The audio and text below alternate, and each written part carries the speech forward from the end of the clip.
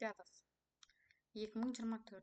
Париж Паралимпиадасынан бұрын Паралимпиада сөзіне тоқтала кетсек, Паралимпиада сөзінің мағынасы бұл пара және олимпиада екі сөздің бірігуінен шыққан.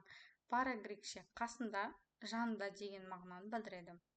Яғни Паралимпиада олимпиадамен қатар өтетін ойындар деген сөз.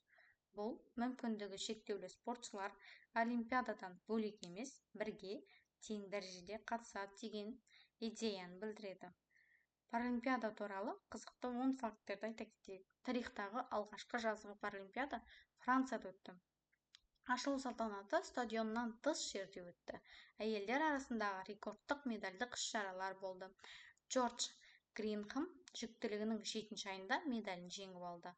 Армс садақшы Мэтти Стуцман жеңісі. Джессика Лонг 30-шы медалін жеңіп алды. Сара Строй 19-шы медалін алды. Көрермендер ең ерекше қолдау көрсетті. Париж 2014 ең үздік Паралимпиада болып саналды. Францияның үйіндегі жетістігі болды. Францияның өзі 8-ші орынды иеленді.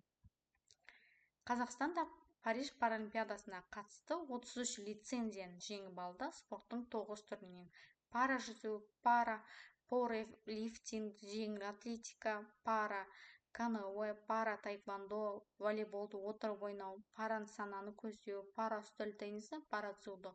44 спортшымыз бақ сынады. Оның ішінде алтын жүлдегеріміз біздің Давид Дегтяев пара пауэрлифтингтен алды. Ақмарал Науатбек пара дзюдодан алды. Еркін Габбасов бізде пара нысананы көздеуден алды. Нұрдәулет Жұмағалиев пара жүзуден күміс жүлдесін алды. Ерғали Шәмей пара дзюдодан алды. Дастан Мұқашев пара жеңіл атлетикадан алды. Бізде Даяна Федосова пара дзюдодан алды. Зарина Райфова пара дзюдодан алды. Жұрқамырза Шүкірбеков пара дзюдодан алды. Яғни осы 9 спортшымыз ел намысын қорғап, Париж Паралимпиадасына барып, жеңістерден орын алды. Паралимпиадасы туралы нақты қорытынды сөз айта кетсек, Париж Паралимпиадасы 2024 бұл спорт қана емес, рухтың, ерік-жігер мен адам мүмкіндіктерінің шексіз екендігін дәлелдеген тарихи оқиға болды. Назарларыңызға рахмет.